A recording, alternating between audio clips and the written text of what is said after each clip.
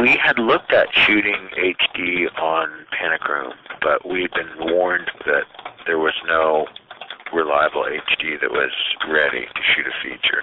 And I'd seen the S2 and worked with the S2 in commercials and sort of had decided that was the way to go because of the random access and because the ability to, review.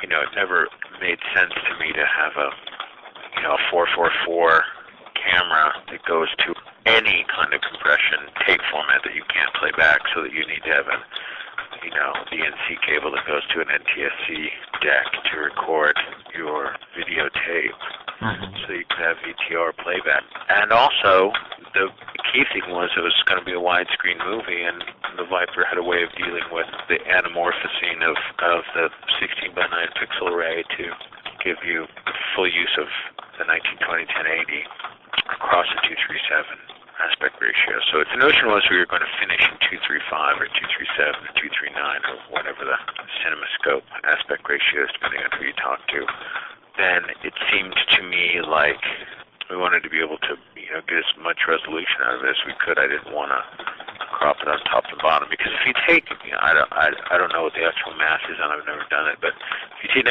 1920 1080 and you crop the top and bottom by, I would think it would have to be like at least a third. It's not like you're starting in 3-perf or 4-perf even, where you've got a 4K image and you're cleaving it in half. You're got a 2K image and you're throwing a third of it away. So it seemed to me like the way to go was the way of the Viper. And I'd worked with a lot of commercials, and I like the camera. It's small and light. And the trick on this was to keep it simple and make it fast. With the sort of, we're having a little slurry here of films and different workflow approaches, being shot with digital cameras and Michael Mann and Brian Singer and all these guys. Yeah. Did you go seek those guys out? Did you talk to them? Did you try to find out their workflow? Did they seek you out, try to find out your workflow? Or, you're all doing your own thing? No, we talked to Warner Bros. We know pretty much the workflow on Superman, and I know a lot of people we interfaced with from Thompson. We were talking about what they did on Collateral, and we sort of built it around, I come from commercials, so I've done all that tape stuff, and we just weren't interested in that. And this notion of being able to delete takes on set and the digital slate and all that, was that complex for them to design that into the system, or they just hadn't thought of it before? No, well, they had the attitude that a lot of people have, which is that, that all takes are worth saving. And for some reason, you just go, well, not when you shoot as many takes as I do. One of the things that we never sort of counted on was the look on the actor's face when you go, delete that. Let's do another one. I never kind of took that into account. But I also think that we were able to move so quickly. There were probably, out of 22 weeks, there were probably 12 weeks, 14 weeks. We never put up a movie line.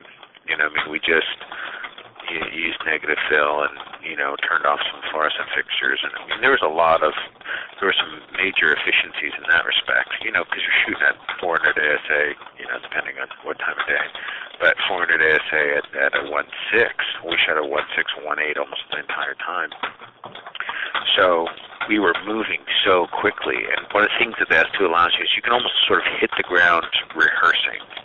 And you can get the camera in position and start kind of like, we'll try walking over here and try doing that, and okay, record, and that sucks, delete that, let's go. And the fact that the actors never see a magazine being taken off the camera, you save 25, 30 minutes a day not having slates. I don't care what anybody says. Plus, you never reload. If you have 33 minutes, you almost, in any given setup, you almost never reload. I think you probably reloaded, 10 times over the course of 120 days. Robert Downey Jr. said to me, he goes, I've never worked this hard. He said, I'm on my feet 12 hours a day. I like that. So, it's just that. It's getting people to wrap their minds around change. But it's all the same stuff. It's just, quite honestly, it requires fewer people. which is great. You know, a lot of people freak out about that and go, well, that just means fewer people are going to be employed. And you go, no, it just means more movies can be made. The same people will be employed, but we can make more movies now.